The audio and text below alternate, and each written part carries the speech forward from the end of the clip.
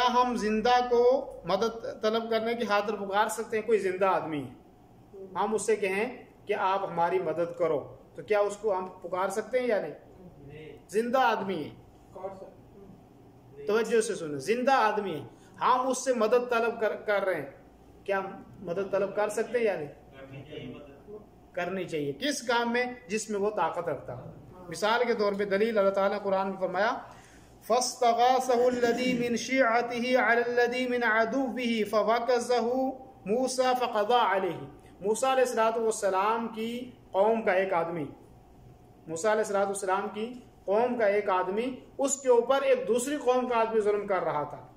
मूसा अलैहिस्सलाम की कौम के आदमी के साथ ज्यादती कर रहा था एक दूसरी कौम वाला आदमी। तो ये जो मूसा अलैहिस्सलाम की कौम वाला आदमी था, उसने हजरत मूसा अलैहिस्सलाम को पुकारा मदद के लिए, मदद के लिए पुकारा।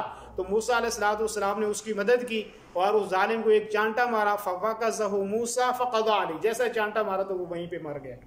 तो यहाँ पे इस चीज की दलील है कि जिंदा आदमी जो जिस चीज की मदद कर सकता है वो उसको पुकार सकते हैं।